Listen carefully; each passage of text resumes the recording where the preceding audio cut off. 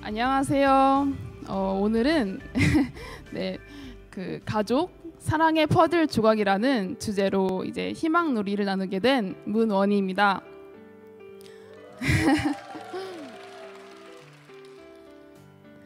여러분, 이제 가족하면은 이제 어떠한 것이 떠오르나요? 저는 가족하면은 한 마음이라는 것이 떠오릅니다. 저희 가족을 소개하자면 저희 아버지는 한국 분이시고 저희 어머니는 필리핀 분이십니다. 저는 필리핀에서 태어났고 세 남매 중에 둘째입니다. 많은 주변 친구들이 저를 볼 때 가족이라는 단어가 떠오른다고 합니다. 가족의 다정함이 돋보인다고 합니다. 집 근처에 있는 산에 올라가 이제 아빠랑 손을 잡고 그러한 모습, 그리고 아빠랑 엄마가 함께한 다정한 모습, 그리고 우리 5명 가족의 이제 다정함의 그 모습, 그러한 모습을 주변 친구들이 보았을 때 이제 원인의 가족은 정말 다정해 보인다라고 말을 합니다. 저는 그 말을 들을 때면은 저희 가족이 이렇게 가깝고 늘 함께 있고 주변 분들이 다정하게 보여지는 것에 초점은 이제 가족 간에 서로 격려하는 진실된 마음의 응원과 솔직한 대화를 통한 심정적인 연결이라고 생각됩니다. 이제 저희 엄마는 멀리에 있어도 저희를 위해서 기도해 주면서 잘해낼 수 있기를 응원합니다. 엄마는 이렇게 말하곤 합니다. 비록 거리적으로는 떨어져 있지만 이제 심정적으로는 엄마와 딸이 연결되어 있기 때문에 엄마가 주는 응원이 딸인 저에게도 영향을 주게 된다, 이러한 것입니다.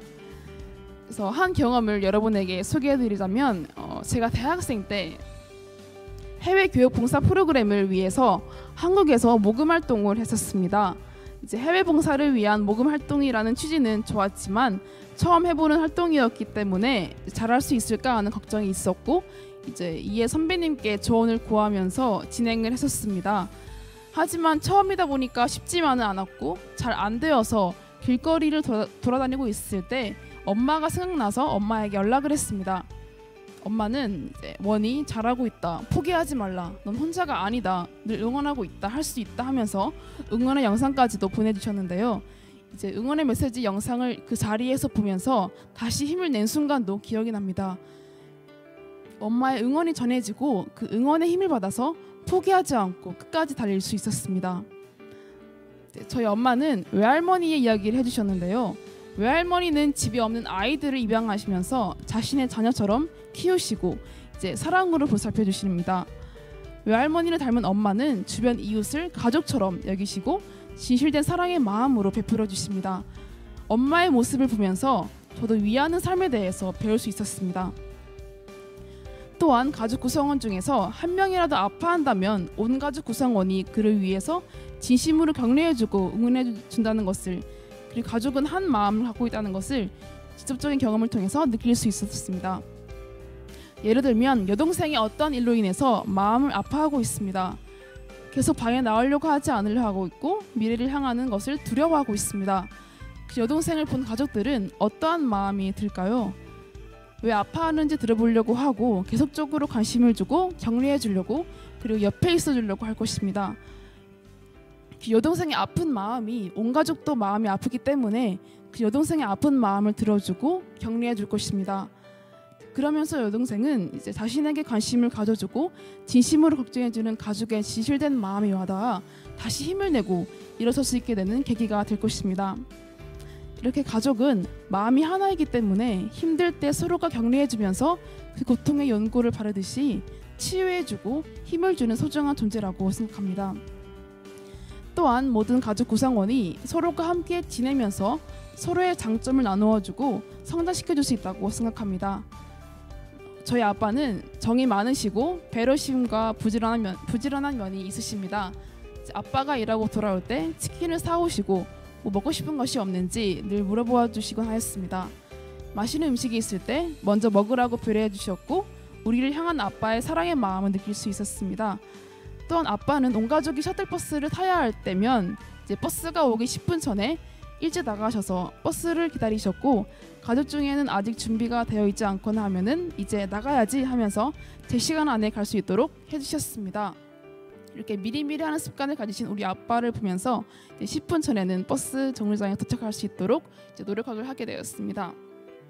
저희 엄마는 이제 타인에게 베푸는 삶을 몸소 실천으로 보여주셨습니다.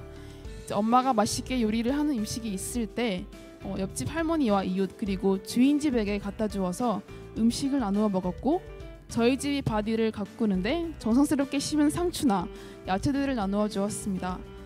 저도 함께 엄마 옆에서 엄마를 따라서 음식을 나누면서 엄마의 마음을 느껴보곤 하였습니다. 그런 엄마를 보면서 저희 가족은 상대방에게 베푸는 삶을 배웠습니다. 저도 엄마를 닮아서 주변에 무거운 짐을 드는 할머니 할아버지가 계시면 마음에서는 도와주고 싶다, 짐을 같이 들어주고 싶다는 마음이 들기도 하였고, 교회 예배 후에는 받은 빵을 이웃 어머니에게, 이웃 아주머니에게 나누어주고 싶은 마음이 들었습니다. 그러한 위하는 삶을 베풀 때 상대방이 기뻐하는 모습에서 저의 마음은 2배, 3배 큰 기쁨을 느꼈고, 이 기쁨이 저희 엄마가 느끼는 기쁨과 같겠구나. 그래서 엄마는 끊임없이 베푸는 삶을 통해서 기쁨을 함께 나누고 있구나 하는 생각이 들었습니다. 또한 저희 엄마는 이웃에게 먼저 인사하는 것을 중요시하셨습니다.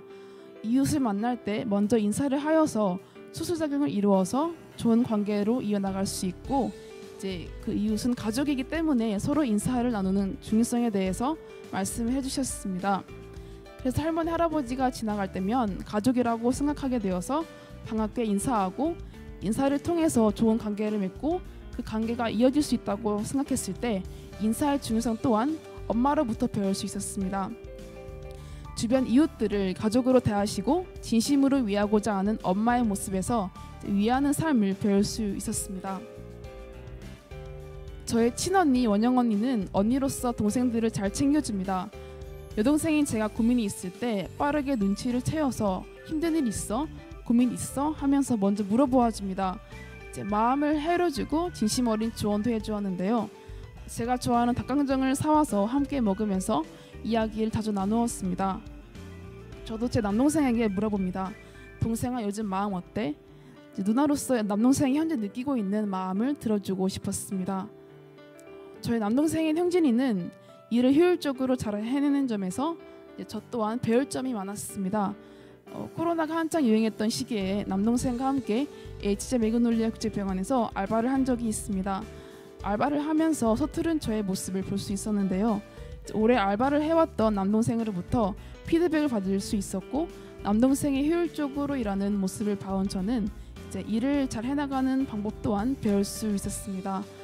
이렇게 저희 가족은 한 마음으로 서로를 격려해주고 서로의 장점을 나누어주면서 서로에게 배우고 성장할 수 있었습니다. 저는 여기에서 퍼즐 조각이 생각났습니다. 그 퍼즐 조각이 하나씩 맞춰지는 것은 마치 가족 간의 응원으로 마음의 성장이 하나씩 커지고 서로를 이해하고 성장시켜주기 때문에 퍼즐 조각이 하나라도 없으면 안 되듯이 가족 구성원 한 명 한 명이 귀한 존재라는 것을, 그리고 자신의 주변 친구, 이웃에게도 가정에서 배운 사랑을 전할 수 있기 때문에 가족은 사랑의 퍼즐 조각과 같은 표현을 해보았습니다. 여러분도 여러분의 가족 간에 서로의 장점을 나누어주면서 기쁨이 넘치는 가정이 되기를 바라며 이상 희망 나눔을 마치겠습니다. 감사합니다.